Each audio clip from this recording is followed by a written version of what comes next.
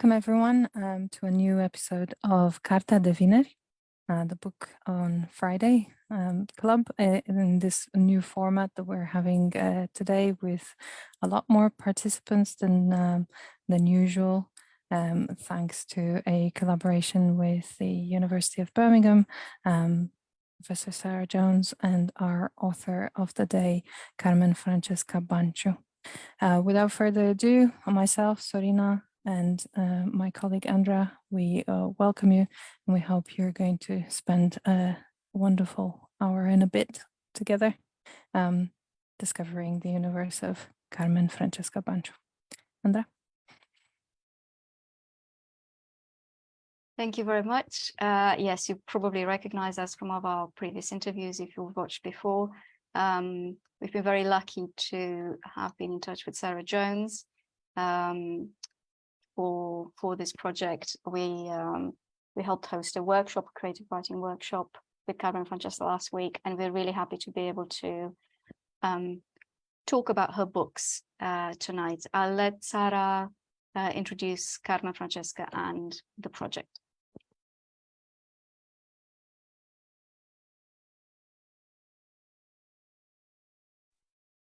The obligatory question when on Zoom. Can you see my screen okay? Great, thanks. Okay, yeah, so thank you very much. I'm just going to talk really briefly about the project which Carmen Francesca's visit to the UK is part of. And that's called Post-Socialist Britain, Memory, Representation and Political Identity amongst German, Polish and Ukrainian immigrants in the UK. I'll explain the connection to DOR in a moment. So this is a project funded by the Arts and Humanities Research Council and is a collaboration between the University of Birmingham and Nottingham Trent University. And as I said, this workshop is part of this collaboration with the Romanian diaspora organization DOR. So our idea in this project was to take the study of memory outside of its national context and explore how people remember in diverse communities, with a particular focus on movers from Central East and Southeast Europe. So we've used a range of different methods in the project, one-to-one interviews. We've got 60 interviews with Polish, Ukrainian and German movers, media analysis, and perhaps most relevant to today, arts-based research. So this is the Central European Photography Club, which was a series, so 4 series of 10 workshops, 2 series in West Bromwich and 2 series in High St. Green. It was open to everyone who felt part of those communities, and we had participants with personal or family memories of migration from Bangladesh, Bulgaria, the Caribbean, China, East Germany, India, Ireland, Italy, Nigeria, Pakistan, Poland, Romania, Russia and Sudan. And others then whose families had lived in those areas for generations.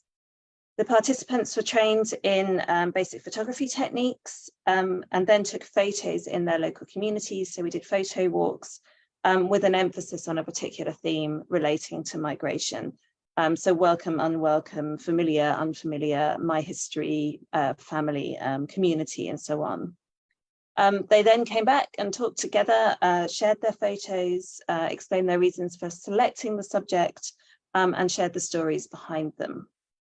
And then artist in residence for the project, Paulina Korobkiewicz, worked alongside the photo club and directly with some of the participants. And if you're in Birmingham, you can see her work and some of the participants' work in our project exhibition at the Central and Eastern European Art Gallery Centrala. So one of the themes that we explored in the Central European Photography Club was journeys, and people explored that theme in multiple different ways. So some people took it really literally, as you can see from the image on the screen, which actually led to some really interesting conversations about the attached memory and ideas of progress to the stories of trams being built in cities in Poland, in cities in Germany, in cities in Sudan. Others thought they're more metaphorically about journeys of the self, and that's what also connects, I think, Carmen Francesca's work to the project. So Carmen Francesca writes really beautifully about her own journeys as both fiction and non-fiction. So Carmen Francesca and I have been working together for almost 15 years now. So we first met in 2009. Most recently, we worked together on the project Testimony in Practice, which was also funded by the AHRC, and which explored how people tell their stories in different media and different genres, for example, literature and on the stage. And one key result was the play A Land Full of Heroes, produced in collaboration with the Catalan theatre company La Conquesta del Pol Sud, and in which Carmen Francesca performed her life and her literature alongside her daughter Meda Banciu, who is also a professional actor, and you can see an image from the play there on the screen. Another part of the project was workshops to explore how we can tell stories about ourselves, including in creative writing, in fiction and non-fiction. These were really well received from the Testimony in Practice project, and as was alluded to earlier, we also hosted one as part of this project last week, and it was a really wonderful day. We had a really great participation from the participants, and I even managed to write and present something myself, which is not something I've been able to do before. So we also then wanted to be able to share Carmen Francesca's own literature and her own stories, which is why I'm really pleased that we've got this collaboration with Dora and that we'll be able to do that with you this evening. So I'll just introduce Carmen Francesca a little bit. So she is a Romanian and German author, occasionally also writing in English. She was awarded the International Short Story Award of the city of Arnsberg for the story The Radiant Ghetto in 1985. As a result of that award and of her critical literature, she was banned from publishing her work in then communist Romania, and also suffered persecution by the state and by the secret police, that is the Securitate. And then in 1991, she was invited by the DAAD Berlin Artists in Residence Program to come to Berlin. And she came to Germany, in theory on her way to Paris, as she will talk about later perhaps, but ended up staying in Germany for 33 years, I think it is now, for 33 years. So she still lives in Berlin, is a freelance author. And her book-length works deal with geographic, psychic, and linguistic migrations of the woman author, of the female narrator in Europe, and following the fall of communism. Her most recent work is currently only in German, Isabel Salz nach, Isabel Salt's After, I guess, which is a creative dialogue with the Nobel Prize winning German author Günter Grass, by a writer-narrator who is staying in Grass's former residence during the COVID-19 pandemic. And it's really an entrancing mixture of genres, interweaving poetry and prose with the standard conventions of an epistolary novel. And the reflections, for me, the reflections on freedom, restrictions, fear, and a world gone silent take us back to the very recent past and help us reflect on what it means for the present. So if you can read German, I would encourage you to read the novel. And if you are a translator and would like to think about translating it into English or have any ideas for that, then I know that's also something that Carmen Francesca would like to explore. But for the moment, I'm going to hand over to her to read from some of her works, which we're fortunate enough to already have in English. And as Serena and Andrew said, there'll be some discussion after each short reading. Okay, thank you.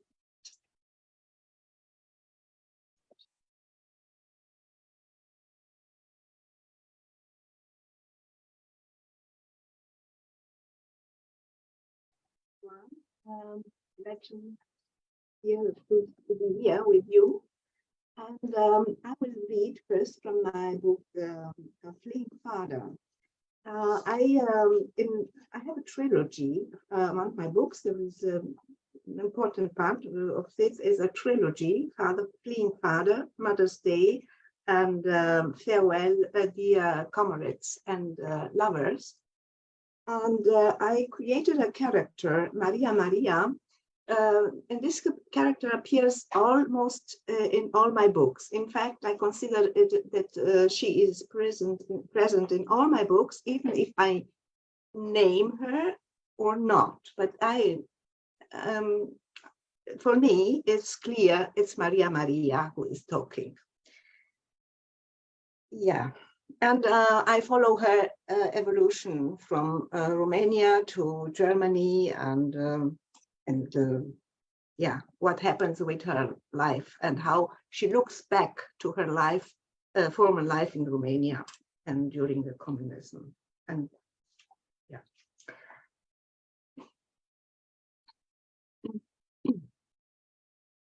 My father is a little old man with glass beads in his eye sockets.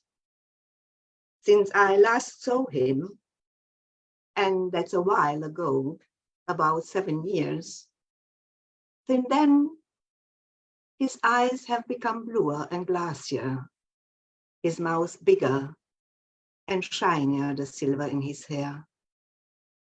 The color of his skin is healthier. My father believes in the future. My father lives in Romania and believes in the future of socialism. This invigorates him, gives him the strength to carry my heavy suitcases, which I brought for him from the West, packed full for him. My father doesn't believe in the West. The West, with its lavish prosperity, is a fiction to him, a fiction that no one will admit to when they come back, so that no one will laugh at them for leaving. That's why my father carries the suitcases with lots of strength and refuses to take a taxi. I have to fall into line because I've just arrived and have no Romanian money.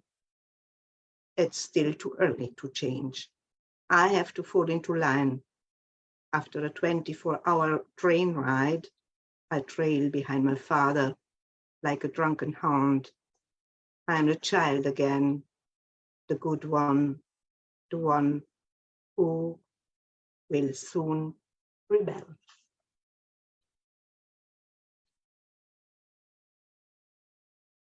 He is standing at a station in his old leather coat with his Kirgizian Astrakhan cap and is waiting for me.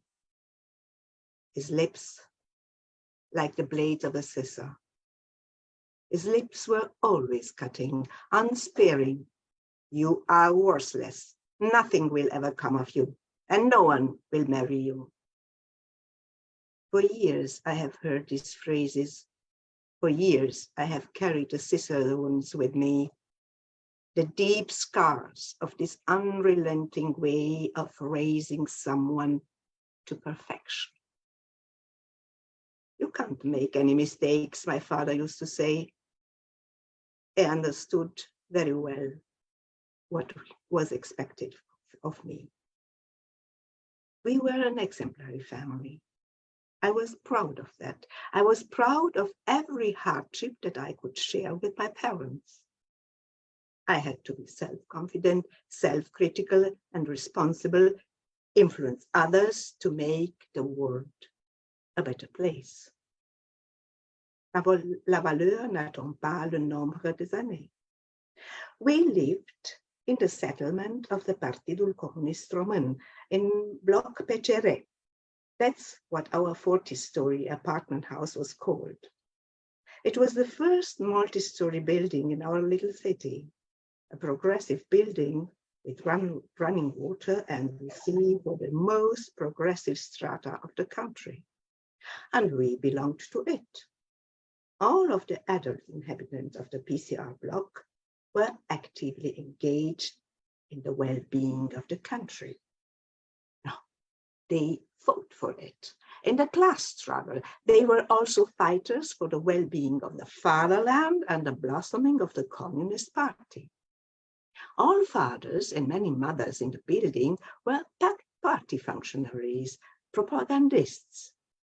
I had an indescribable fortune to have two politically conscious fighters in my own family. We were an exemplary family and belonged to one of the largest, to an origin, the origin of the PCR people. Even For the children of our origin, I had to be a role model. Mother and father expected it of me, and I could not disappoint them.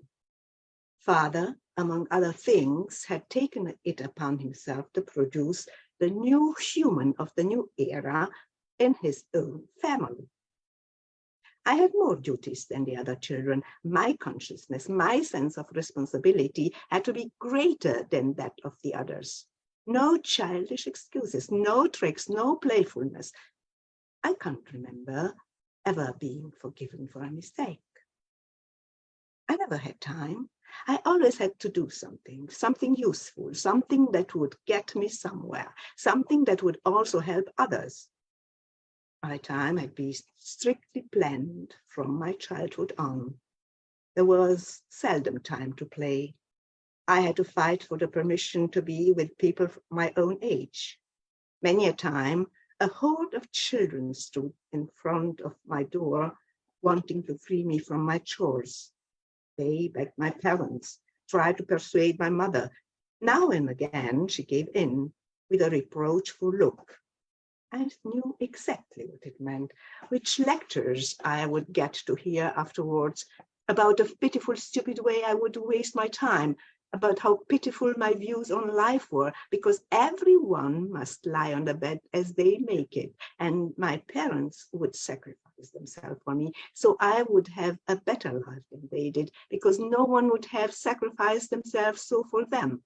They had to rely on their own strengths to make something of themselves, and no one would have spent so much as a penny on them so that they could learn something, so that they could have an education, so that. Father always said that. As for mother, she had gone to boarding school, a private school for well-bred daughters. Piano, violin, I even took ballet lessons, even though ballet was considered a remnant of a petit bourgeois upbringing. This was compensated with gymnastic lessons. I hated gymnastic and every form of sport lessons.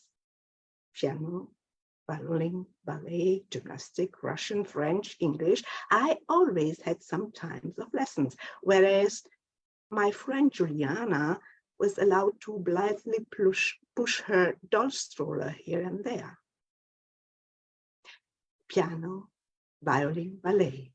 Mother wanted me to walk, taking small steps, to eat, taking small bites, to learn to move softly and elegantly.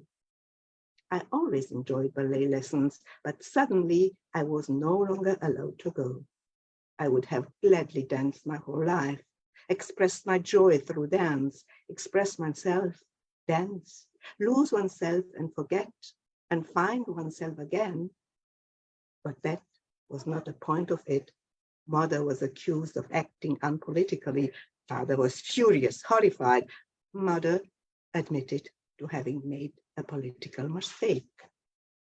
I was already writing back then. No one had to know.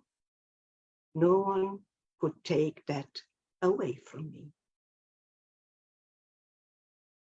Should we talk or should I read another 2 pages? Yeah. So my character gets in conflict with the authorities starting with 16 because she gets an invitation to collaborate, and she realizes that she can't do this because even if the family is a communist one, she's brought up with certain ethics, morals, and the way she was asked to collaborate was something that she couldn't accept. And so with 16, started her file that followed her all the years through until the revolution and after she left the country.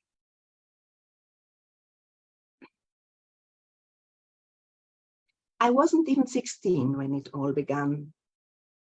I already had the pioneering days behind me and a terminated career as chairperson of the Uniunea Tineretului Comunist, the communist youth organization in my class at the time. The war was over, the revolution had won, communism has prevailed, and nevertheless, as I said at assemblies, young communists must be vigilant, organize themselves properly, take a critical stance, participate in society to the best of their ability, not only pay their monthly dues. That wouldn't have been so bad under the circumstances of the time, after all the party called for criticism, especially for self-criticism, and to a certain degree, even called for action. The word action excited us. It ruled out the suffocating monotony. It was connected with heroism and revolution, with violence, a form of violence that we were not aware of at the time. At the time, the revolution was thought to be over. Only much later did Ceausescu say that communists were professional revolutionaries. The revolution continues. It is never complete. The class struggle never ends. Everything that father and mother had told me, I wanted to put in practice. I felt obliged to include others. I myself would have liked to have changed some things in the organization. The option was taken from me. I was released from my duties, relieved, unburdened, freed, sentenced to passivity. I wasn't even 16 when it all began.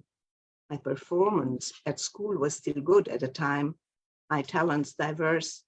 I was regarded as a wunderkind, fluent in several languages. I was self-confident and had my own views, which I also defended. I thought that one didn't have to necessarily thank the party for the mechanization of agriculture. I also said it loud. One only had to look around at what was happening in the world. Then one would know that development and progress were the products of society. That was not received well. Whether father was informed about my statements is unknown to me. Probably not. It was only later that I was held accountable for it. All this and much more was later in my files. My correspondence with foreign pen pals also made me think about how communism could be reformed. At the time, I wrote a novel about this, which can still today be found among my confiscated documents. I possessed qualities that were desirable. The party said, a sense of justice, compassion towards the oppressed, and a readiness to help them. They saw me as a fighting spirit and not open to compromises. They operated from the assumption that the undesirable qualities could be quickly eradicated from me. Excellent psychologists developed behavioral profiles of us PCR block kids, so it was known early enough that I wouldn't go the middle way.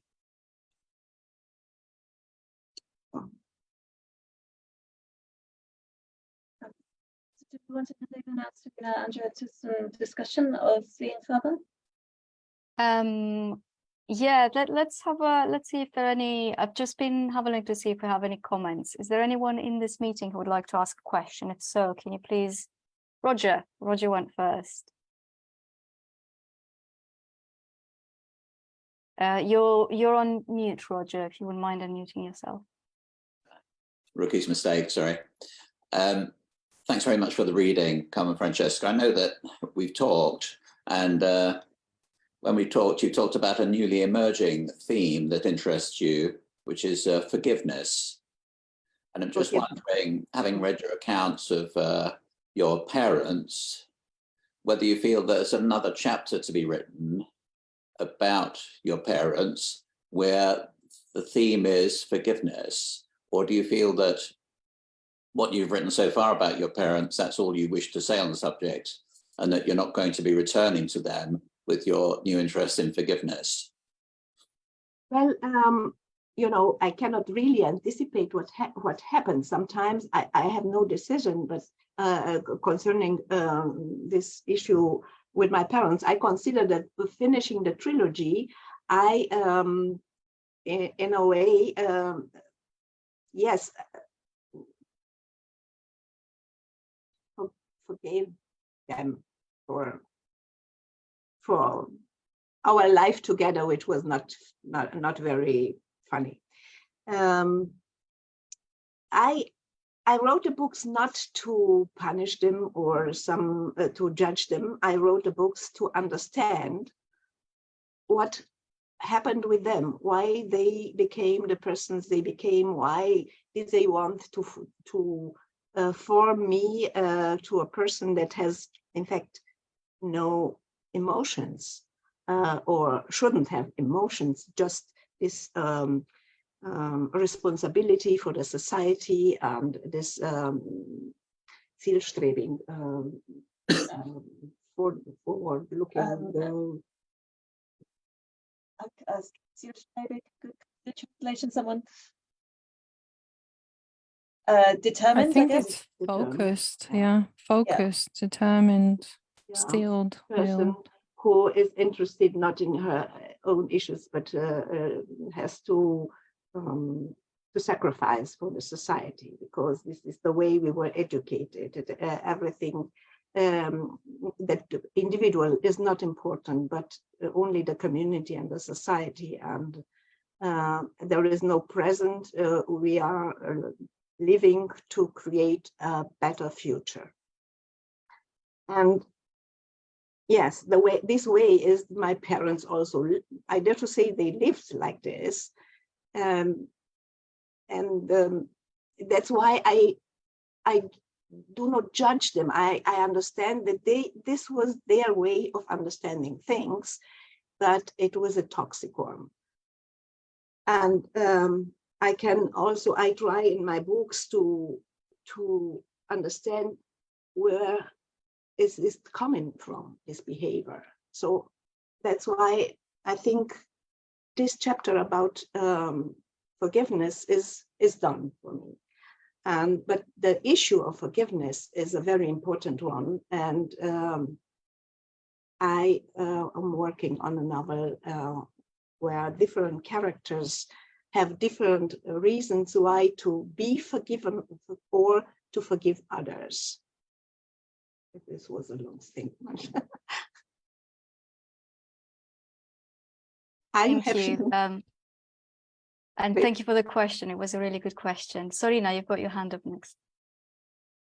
Yeah, I'm just wondering if I can possibly offer an explanation as to why they were behaving like that. Obviously, I don't pretend to know your parents, but I grew up in a generation under the communist as well. So my take on that is the reason behind it was fear, because any emotion in that time was potentially a weakness, and any weakness was potentially fatal.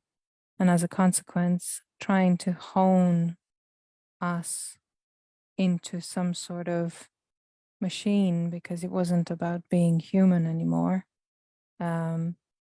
would have protected us from being weak, would have protected us from being emotional, and therefore being people made of flesh and blood that can be hurt.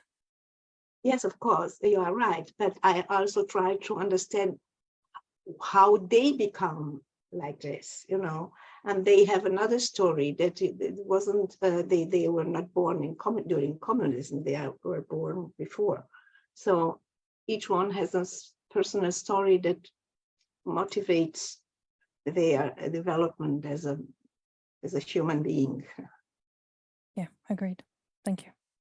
Thank you. And coming in really quickly before I hand over to Lynn, who is waiting to ask her question.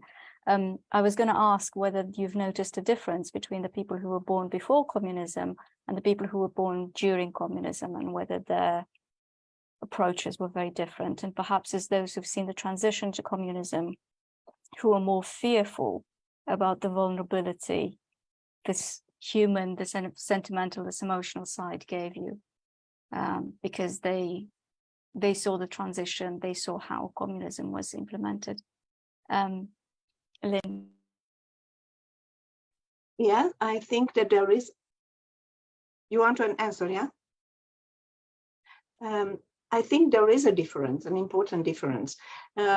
Before communism, the people born before communism, they are also not all the same, because there is a category who wanted, not a very big one, but there are also people who wanted and believed in the communism. Well, then there is a category who are opportunists, and some who didn't think at all, and or were were afraid and just accepted things as they were. And also there was a smaller category of protesters who ended in jail and deportation, and yes, and their lives got destroyed. After during the communism, when people were born during the communism, of course, they were born already in a situation that was quite clear. So few of them were believing in, really believing in the future of communism.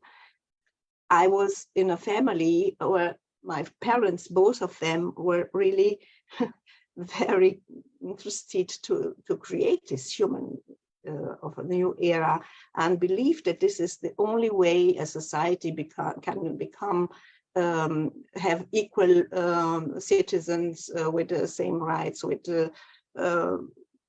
when an evolved society and an evolved human being. They dreamed of this perfect citizen, of this perfect human, but they also knew that he or she cannot be in that moment. He has to be created. And I think there is a kind of similarity between this wish and the wish of the Nazis to create an individual that was of a pure race. Here it was not about race, it was about the spirit and the character and the qualities of a human being. So yes, and towards the end, I think most of them didn't, probably nobody believed anymore. And that's why a lot of people just collaborated in an opportunistic way, or were afraid to be punished. Thank you. Lynn, you're up next. Thank you for waiting, Lynn. Thank you. I wanted to ask something completely different, so I'm glad you got the chance to follow up. Hi, Carmen Francesca, lovely to see you. I wanted to ask, and I suppose it's predictable that I would ask something about translation, but how do you find relating to your own work or reading it out in a language which is different to the language you wrote it in? Does it give you a kind of distance to the content? How do you find dealing with those translations? Yes, there is a difference. There is a difference. First of all, there is a difference. There is a distance when I wrote it through writing the books in a new language, like in German. Yeah, and this distance is a geographical one, but also one created through language. But reading it in English, the distance is created as bigger. And at the beginning, I had to get closer to my text to be able to read it. You know, it's not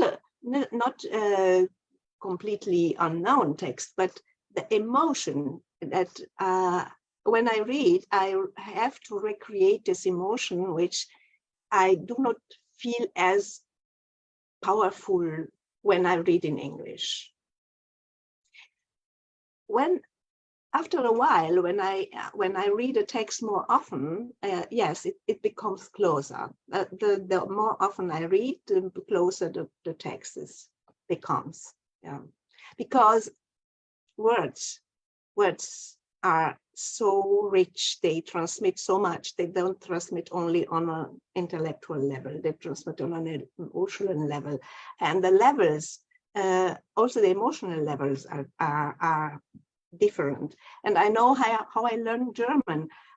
For a while, I understood each word and still had the feeling that I understand only on the surface of the thing, on the surface of things, and that I cannot grasp, And the better I knew German, and the better I conquered the language, the better I had the feeling that the language becomes part of my body, of my cells. And this process is not yet made in English.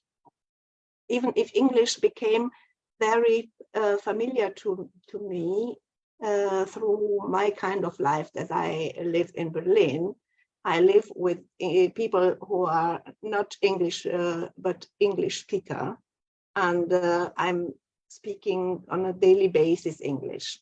But it's something different than to really take the time to live your life every moment in the new language, and I think in English, but there is at a certain level. Yeah, I need more time to reach the levels I reached in German. So that's why the distance also when I'm reading in English, there is a distance, yes. Yet, maybe it will change in 1, 2, 3 years, I don't know. Thank you. You're welcome. Thank you very much. I'm not seeing any more raised hands, so if everyone's happy, shall we move on to the next book? Yeah. To show the book. Yes. Do you want to show the book? So there are 2 versions. Yeah, there's one that's English only, and then this is the a bilingual one. Sarah has also one which is only in the English translation, and also with her forward or afterward. Yeah. Yeah. This is Mother's Day.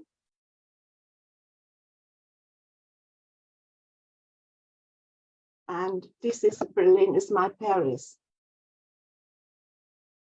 I have another book also, which is also translated into Greek, but I didn't bring it because it's not part of that trilogy. So I don't know. I didn't think to bring it.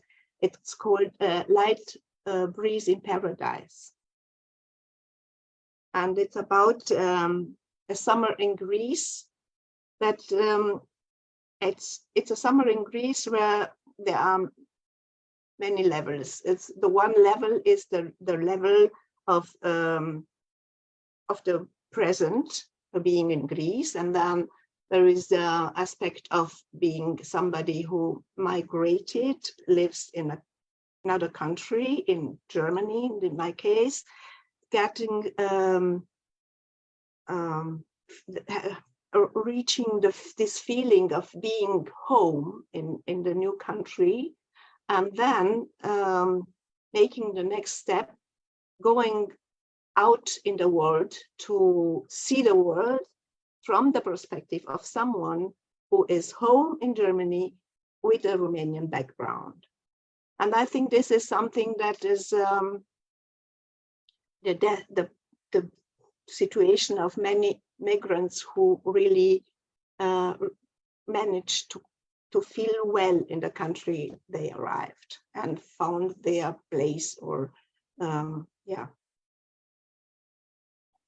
If I may, for those of you who are wondering, we are already discussing future episodes with Carmen Francesca, and we're probably going to target something for the beginning of next year when you're coming back to the UK. So watch the space. This isn't the end of it. Yeah. Should I read from a little bit of Mother's Day? Or should you prefer, do you prefer Berlin is my Paris? Okay, okay.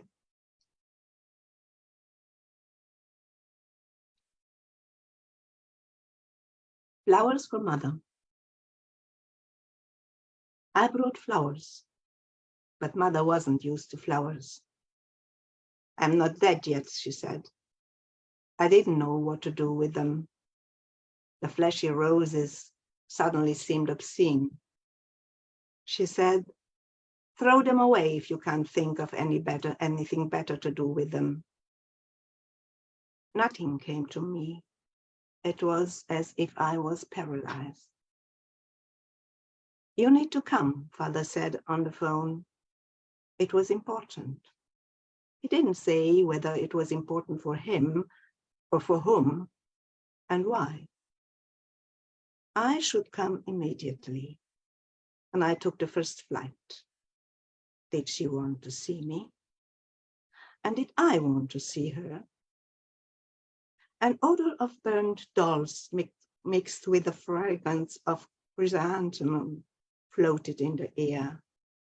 But chrysanthemum was only in my head, and that with the dolls was a long time ago. I brought Mother roses. Mother lay in bed. She said that I should pray for her. Mother said, pray as if it were the same as washing hands. I had only been taught to wash hands. I can't pray. Mother never told me about praying, so that I would never depend on anyone. You can only depend on yourself, she said, and I memorized this lesson very well. I memorized this lesson and at the same time forgot it instantly. I stood there with a bouquet of flowers in my hand and didn't know what to do with it. I was supposed to hug Mother. She lay on several pillows, bolstered up. Her lips were blue, parched and stuck to the gums. The gums were a shade of blue-gray-red. The hair on her head fell in strands. I think I made a mistake. I want to read something else, in fact. Sorry. Strange.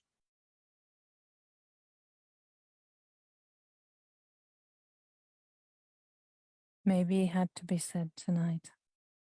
Sorry? Maybe it had to be shared tonight. Yeah. Strange. Sorry, I made a mistake.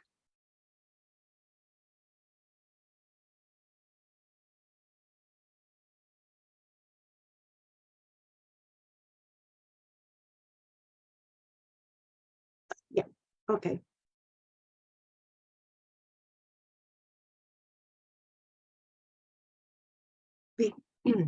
The hair on her head fell in strands and had suddenly turned grey. She was all at once old, very old. Before my eyes, she transformed. Beneath her skin, I saw my grandmother. She lay on several pillows. Mother was getting older and older until I could no longer recognize her. Her temples were made of parchment, and the skin above her cheekbones was so stretched out that it threatened to rip apart. I was afraid of great-grandmother, who suddenly lay in bed and said, "Go, I have you called if I need you." Great-grandmother spoke with Mother's voice. Mother had never needed me. Mother had never asked for me anything. She had commanded me. Commanding was Mother's way of communicating with me. Sometimes Mother commanded, "Bring me the strap." And I brought her the strap. And she struck me with it. She struck her rage out with it. I held the flowers in my hand and had no idea what to do with them. Who had ever given Mother flowers? I had never given Mother flowers except for Mother's Day. Mother's Day was on the 8th of March. It was international, and one honored all mothers of the world by honoring one's own mother. We honored our mothers in school. The honorees were at their workplace, fulfilling their duties. For them, we sang songs and we recited poems. The mothers had already ironed our uniforms so that we appeared honorable on the stage honoring them. Mother never noticed any of this, but the honor was in the air, and perhaps it reached her in mysterious ways. Only Mother never said anything about it. It was always so. One honored all the children of the world by celebrating Children's Day. Even on Children's Day, we were on stage and sang and recited to honor childhood, being a child, and the children of the world, and mourned for the children who had no idea that they were children, because these children had to work, submitted to exploitation, or shot with a gun at other people, and never had a chance like we did to celebrate childhood. I had never given Mother flowers except for International Women's Day on March 8th. Mother received the flowers symbolically. Actually, the comrade teacher, who was also a mother, received them on behalf of all the mothers of the world. Nobody had given Mother flowers. Father didn't even know that flowers existed.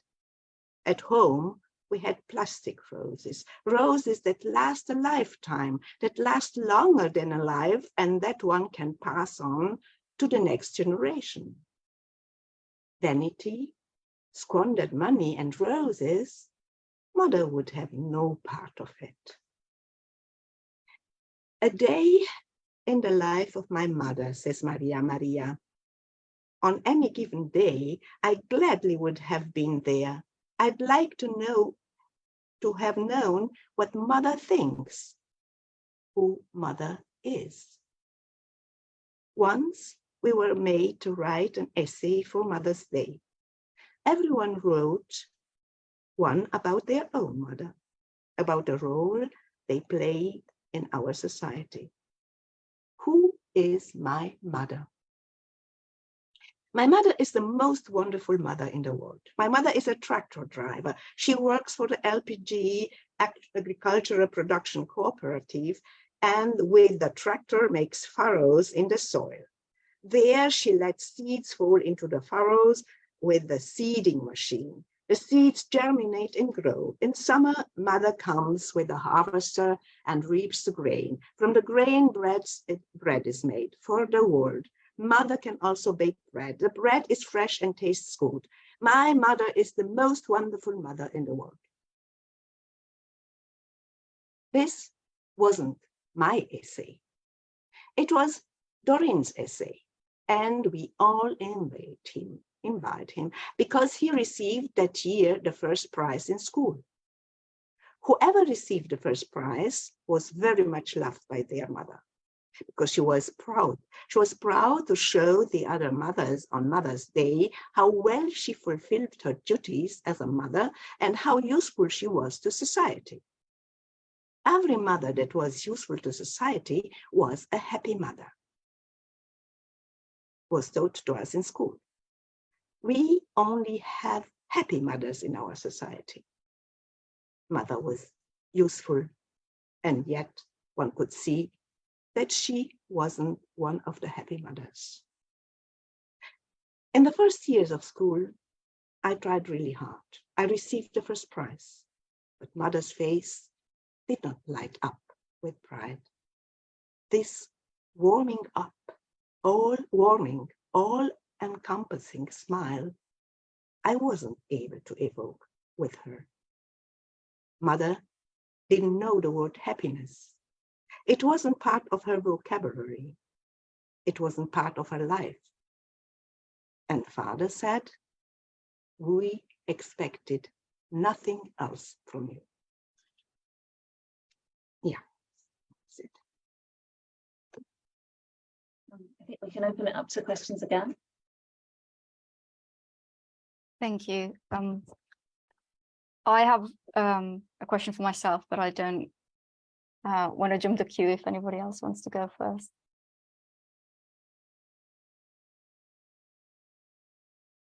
Okay. I wanted to ask you about the drawings, because the version of the book I read had these very expressive drawings partway through. There were maybe 3 or 4. So it's a sort of a double question. Where did those drawings come from? Are they yours, or are they made by another artist? And also, I wanted to ask you about something that Maria says in the book. And I'm going to read a very, very brief quote. As long as I live, Mother will exist. I have made countless drawings of her over many years. They are in my room, my old home with Father. I can never look at them again. I carry them in my memory. I know Mother's body. I don't know Mother. So my question was, are the drawings in the book related to this experience of Maria's, to her thoughts about the drawings, her own drawings of her mother? Thank you. These drawings are made by my daughter, Meda, the actress. And they are made, in fact, for a project at school about Faust, Goethe's Faust. And this is her image about the Margarete in Faust. And I saw these and I thought they are perfect for my book. And so we decided to collaborate, and she accepted. And so they are, and it shows a mother with a closed heart or closed, and then the more the child inside her grows, she opens, and when she gives birth or before she gives birth, the doors of her heart open. And I have a scene in a book about giving birth of the mother, of a mother, or myself, or not myself, my Maria, my character. And it is this kind of opening of the heart. And about a mother, yes, I tried. This is a novel where I tell the stories in chapters that are related to the body of the mother. And the different chapters are mother's tongue, mother's ear, mother's, I don't know, hand, and so on, mother's womb, different parts of their body, trying to approach this person and trying to understand her from outside and from inside, and to reach her, really reach her inside. And yes, and the conclusion is, I know her body, I do not know Mother. Thank you. And it did amuse me when I was reading the book, because it is piece by piece Mother's body. 2 weeks ago, Sorina, we had an interview with our latest collaborator, Dr. Nicola Baird, and she presented a play by Tristan Tzara. And it's the play where the characters are the body parts. Really? Yes. I know some things about Sarah, but I didn't know this. Yeah. So you can, if you want, you can watch the video on our Facebook page. I just thought, because I went from that to reading Mother and about the chapters structured around Mother's body, I thought this is quite an eerie coincidence. Really? Thank you very much. Really. Thank you. And thank you for the question. Does anyone else have any questions for Carmen Francesca about this particular book? Roger, thank you.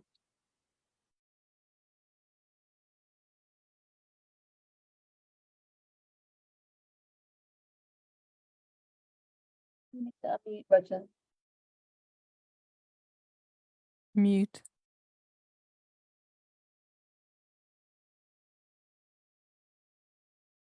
Sorry, I keep muting. Sorry.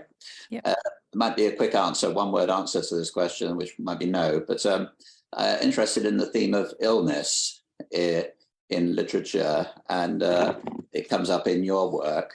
And the theme in some critical literature produced in communist states is that there's some kind of connection between maintaining the persona that fits into a communist society, if you wish to conform, and illness. And quite often that illness is cancer. And I'm just wondering, as you were looking, as you were writing about illness, whether you, at some level, there is a connection in your mind between the suppressive nature of society and the physical well-being or unwell-being of citizens. Well,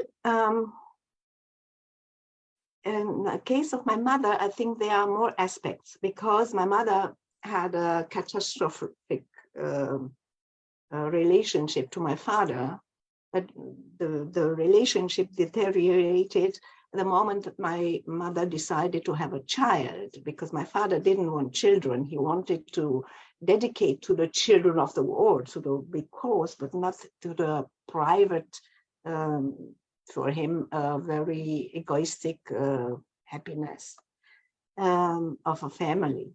And the relationship was compromised almost from the beginning, and my mother wanted a child and got a child, and she was a person who was quite independent in almost all the aspects of her life, except her relationship to my father. And this has, I tell the story in the book, why and where it comes from and so on. And my mother was between me and my father all the time. And I don't think that she was between, yes, okay, she was between her own family and the system, because her family, her mother, her sister, all the relatives were not communists. And some of them also had big problems and got deported and so on. So in this respect, my mother was always in a difficult position, always between different fronts. Yeah. And yes, she died of cancer, lung cancer. Never drank and never smoked in her life. And it's clear for me that it came from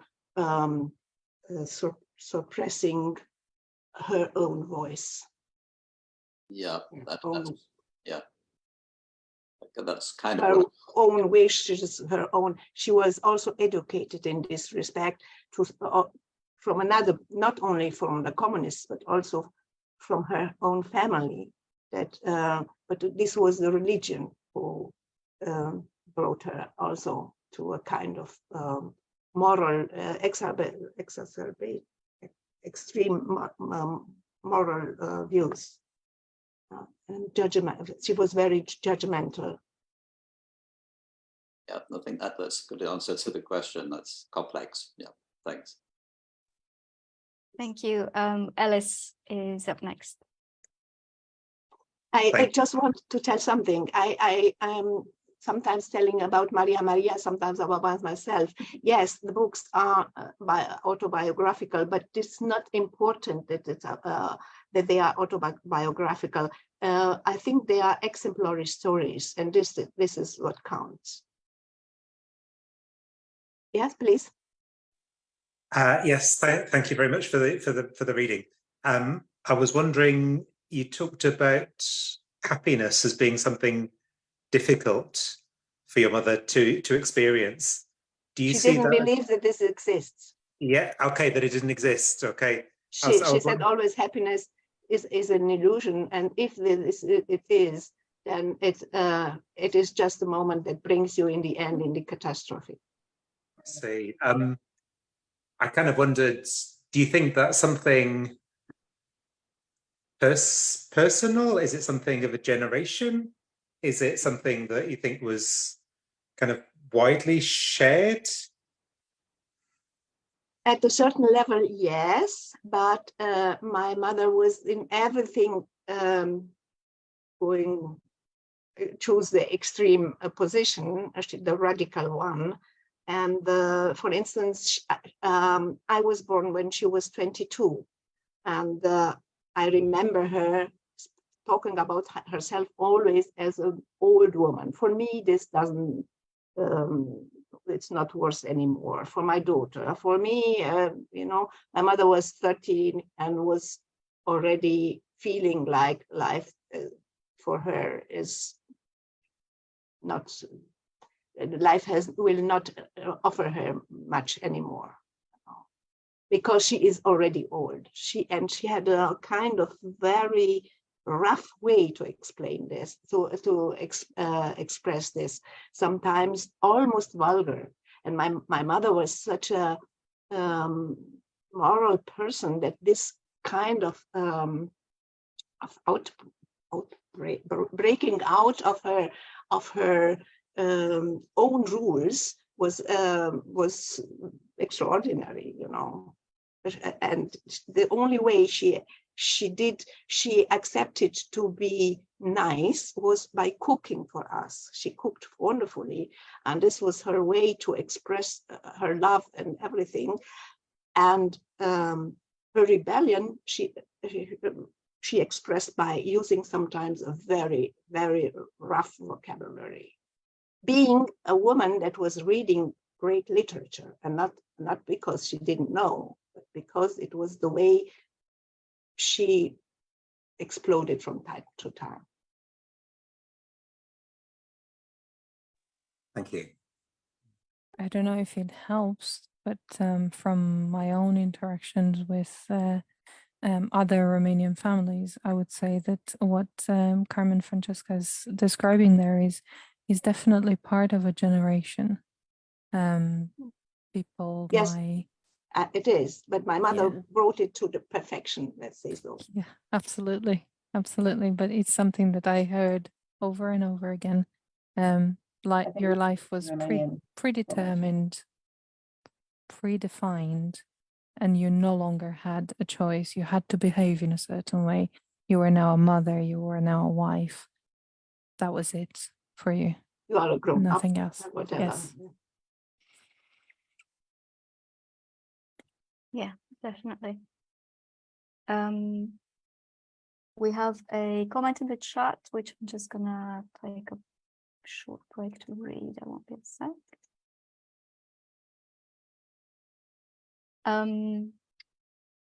So one of the participants is asking, you said that in a way your mother got cancer from suppressing her voice. How would you say mother born during that communist time would overcome this self-suppression?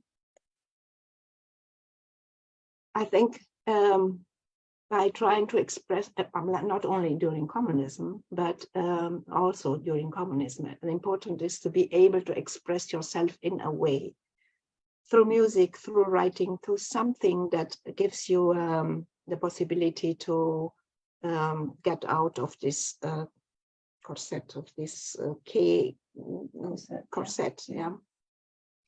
And art can help, I'm sure. And not only because I know it from myself, but because I saw it at others too. And if I talk not only about communism, but even today, there are enough reasons why people live in a corset, and why women even more than men. And when I work with workshop participants, I try to transmit this idea of try to express yourself, try a way to find, to express yourself, because it is vital. It is life saving, and it saves your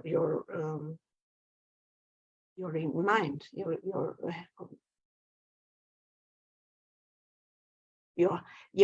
health, your mind, your soul. Thank you very much. Question, Andrea. Sorry. Would you mind if I asked a question? No, not at all. I was going to Okay. say, is there anything else? But I can't see any hands raised. But obviously, I can't see yours. No, I could. I wrote in the Nachwort to the afterword to Fleeing Father that becoming a mother myself changed the way that I read your books, and then I read them initially thinking about my relationship with my parents, and then when I had children, it became more about my relationship with my children. You mentioned Maida and her images earlier, so you've become a grandmother since the publication of this book. Now she became a mother, and this is also something new, because these were made when she was very young. So I think twofold question: do you, as you go through kind of different life stages, do you read your own literature differently? And also has this changed Maida's view of your writing? Well, I never thought about this, but then I think now, because of your question, I could say yes, because when I wrote, I didn't think that I want to say this. Things just came because I was expressing myself, and the reflection came after that. And of course, when I'm reading now, when I think of this, when I'm reading now, I realize how many aspects there are in the text I wrote in a more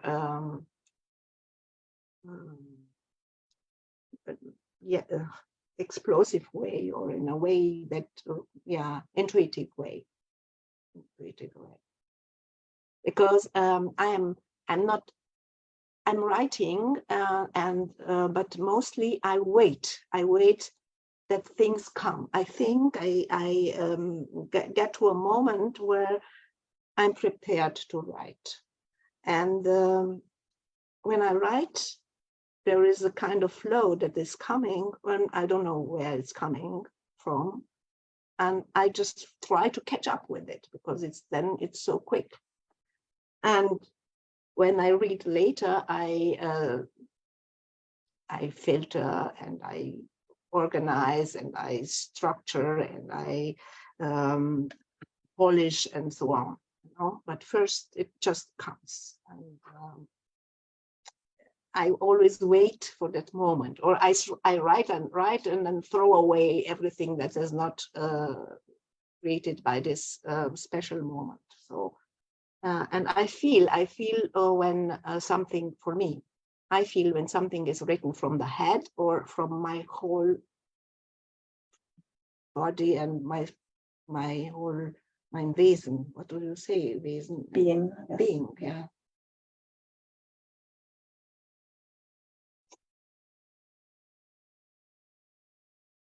Did I answer your question?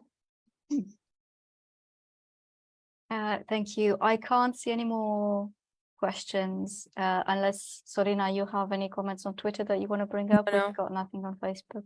A lot of people following, but no comments. Excellent.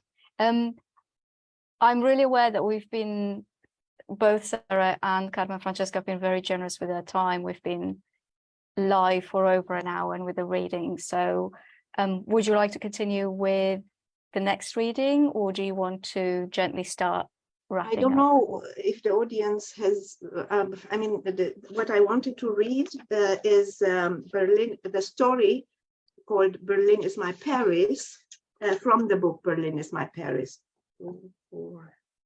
6, 8 minutes, Yeah, that's fine. or maybe 10. Yeah, that's fine.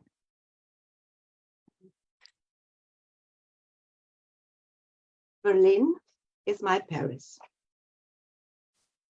I came to Berlin the way one used to come to Paris.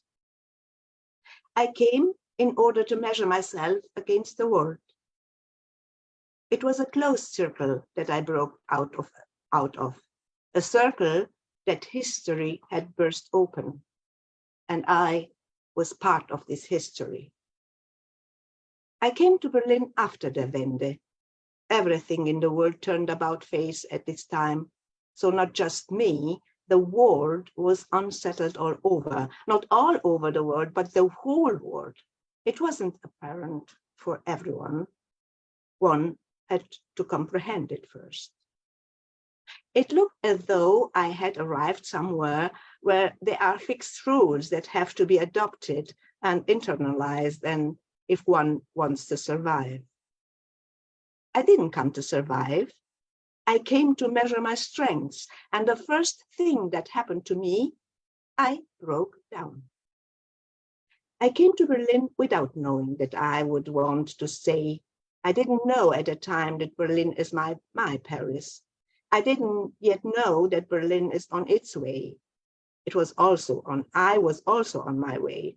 I came from a country at the edge of Europe with a language that very few know, recognize, and as soon as I arrived here, I lost myself. I was no longer capable of doing the simple things. I was able to have a headache and a stiff back. Everything else I'd forgotten. I was tired, so tired that I forgot what joy is and didn't even notice. I was tired, so tired. Friends asked me if they couldn't possibly do something nice for me. A small favor. Even a publisher from Austria asked me this. I thought about it for a long time and found no answer.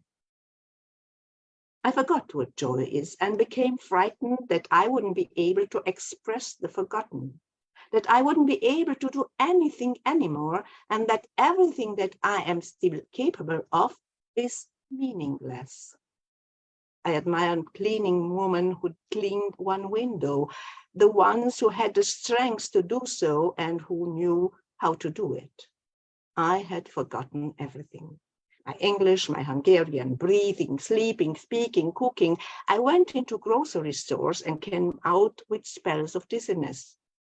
I used to have to cook from whatever was there, a zucchini from the garden, an onion. A meal was supposed to come out of this. Every now and then there was milk, once a month oil and sugar too. On national holidays there was also flour. The art of improvisation was needed.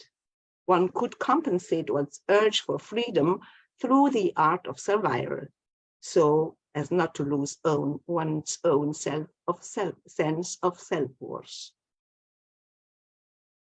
Now suddenly in Berlin, everything was different, and I no longer knew how to cook and what there was to cook, and whether there was any purpose at all to cook anymore.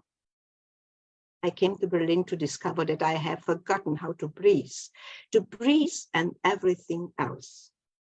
Breathing is the most difficult and takes the longest to relearn. And without breathing, it's impossible to cook, and especially to speak, express oneself. And when one cannot express oneself, then one came to Berlin in vain. And then not even Paris can help. It looked as though I had arrived somewhere where there are fixed rules that I didn't know, as though I had to discard everything that I had known before. And yet, I came to Berlin the way one went to Paris. To Paris, but I was told again and again, but Berlin is not Paris, and I'm not a fool, and I know, and yet I seek in Berlin what some have found in Paris. Berlin is not Paris, I'm told. Berlin, one says to me, has no flair and no lightness. I look out my window on Leipziger Straße at the new roofs and the forest of cranes. I left Bucharest when it became the biggest abandoned construction site in Europe to find the biggest construction site here. Berlin is not yet Berlin. When I arrived here, I didn't know that yet.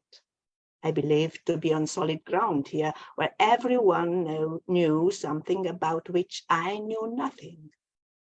I believed I would have to completely reinvent myself. I didn't dare to go to the east. It reeked of Bucharest, of overflowing, of seething garbage bins. The familiar smell of fermenting garbage paralyzed me. I couldn't acquire a taste for it. I had written in protest against the garbage bins, against the rats, and against the decay in Romania, and now I should encounter it again. Berlin was not at all Berlin. I injured myself on the window panes and mirrors in the west. Out of pure cleanliness, they stood like invisible, dangerous walls in the room and deceived one's view. I didn't see them and believed it was my fault. I didn't dare leave crumbs behind in the world without crumbs, and that there even were crumbs, for that I felt responsible. A world without crumbs and a world with seething garbage bins are difficult to reconcile with one another. It is not a task that one resolves overnight. It is not just mine, it is a historical task. One day, I moved onto Leipziger Straße in the east. Here too, Berlin was not yet Berlin, and I had to make headway with myself.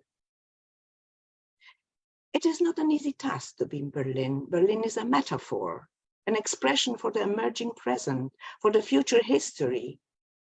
I live on Leipziger Straße in a high rise with a view of the Springer building and a view of the synagogue, a view of the cranes that populate the area like a forest. The dust from Potsdamer Platz rises up to me.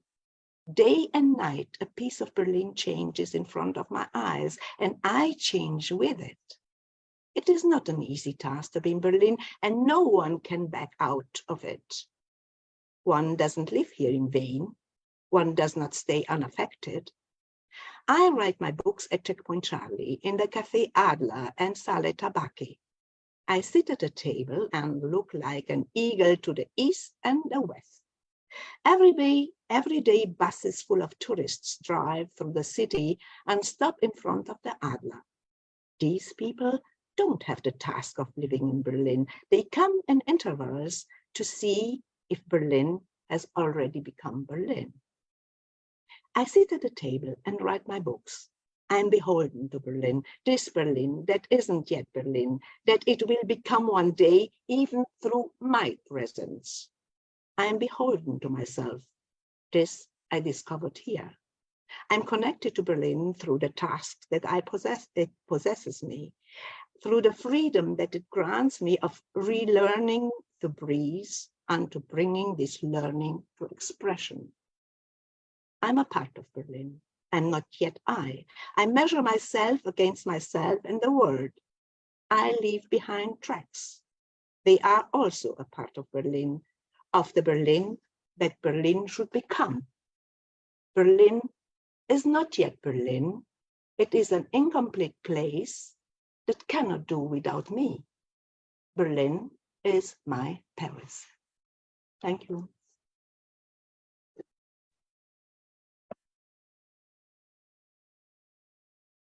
Thank you very much. There are fewer than us left than when we started. Who would like to kick us off with a question? Berlin. No, not yet. I hope it never becomes.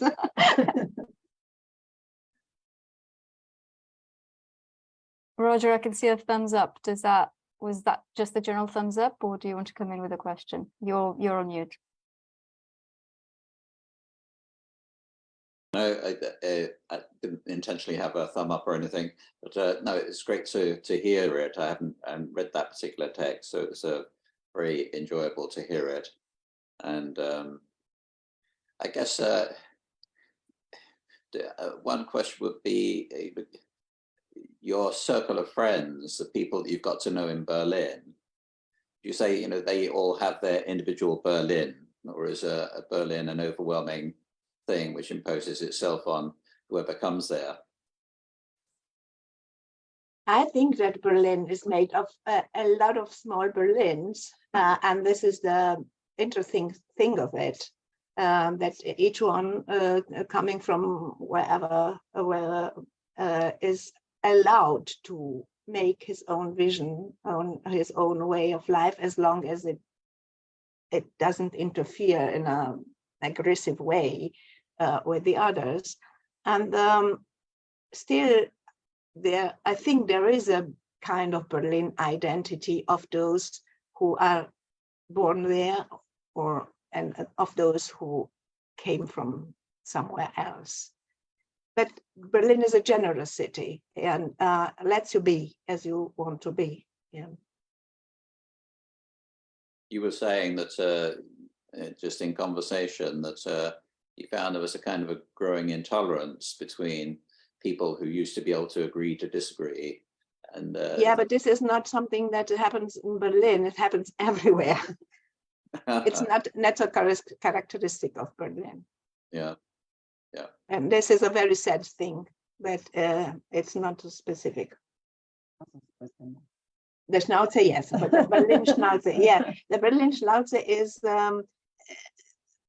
maybe perceived as unpolite by people who are not used to it, but in fact, it's a kind of rough way of being nice. I don't know if a way of.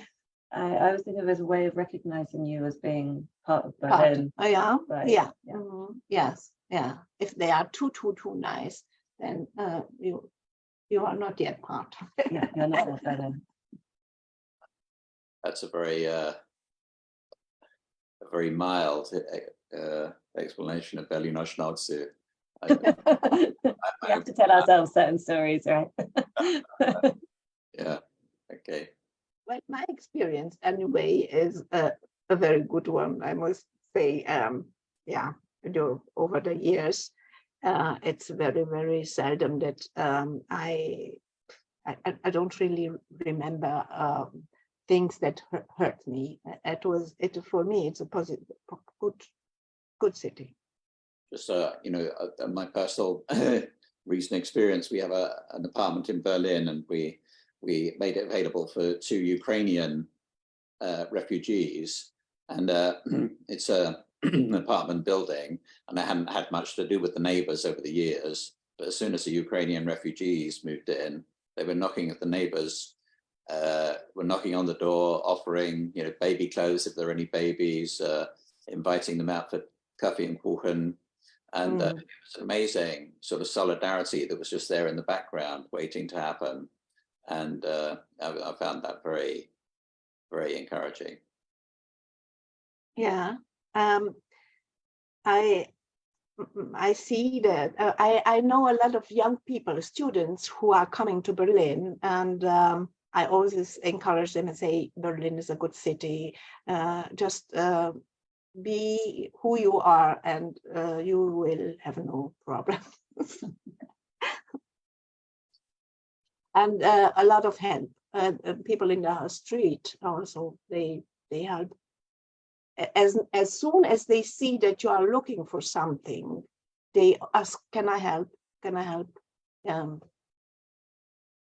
So it's not only in this case, but also generally in the city. Of course, not everybody is like this, and nothing is perfect, but my experiences, and not only my experiences, experience of the people I know is in fact a positive one.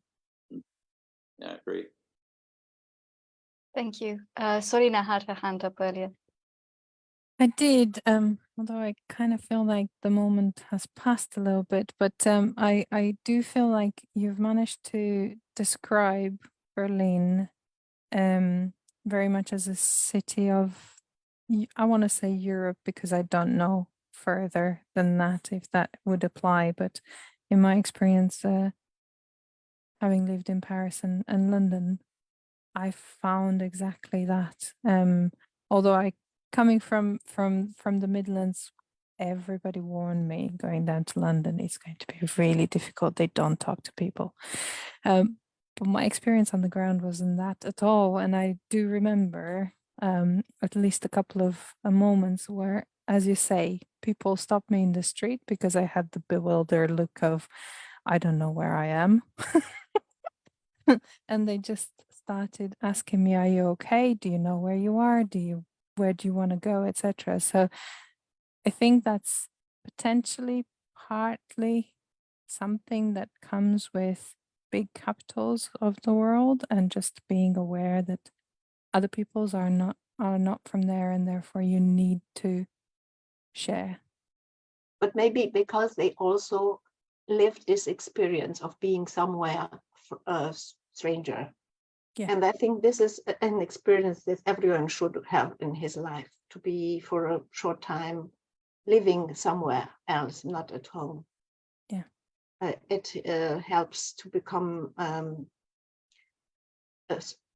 to accomplish you as a human being.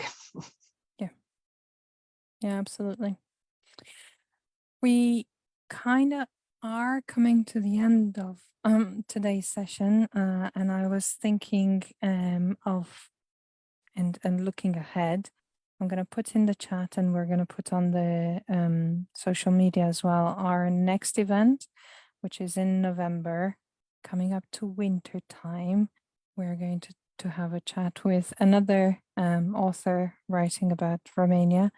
And this time we're talking about the history of Mămăligă. So something yummy and hopefully something funny as well to discover and look into.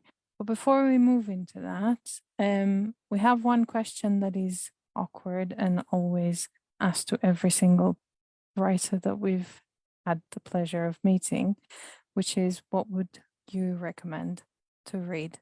Books about Romania or written by Romanian authors?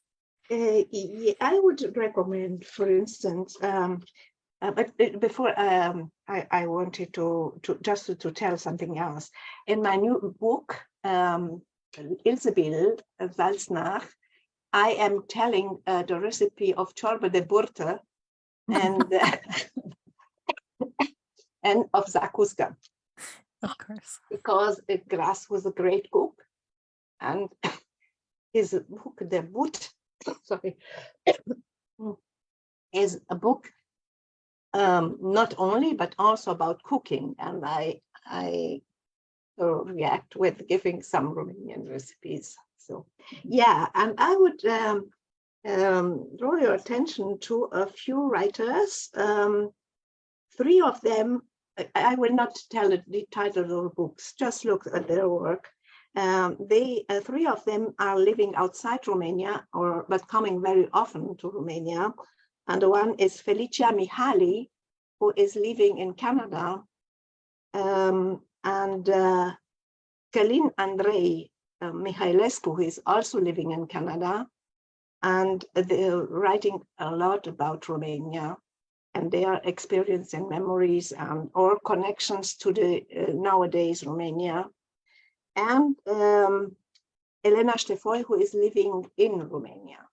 She's but she was the ambassador of Romania in Canada. So I somehow, I don't know why, but it's a coincidence that I'm now so really. Carmen Firan is living in New York. And Felicia Mihaly in Canada, and Andrei Mihailescu is living in Canada and in Bucharest nowadays. And Elena Ștefoi, who is living, she's a poet, and she's living in Bucharest now. But she lived in Canada. She was a consul in Canada, and then for 6 or so how many years ambassador in Canada. But in fact, she is a writer, a poet. Thank you. Thank you.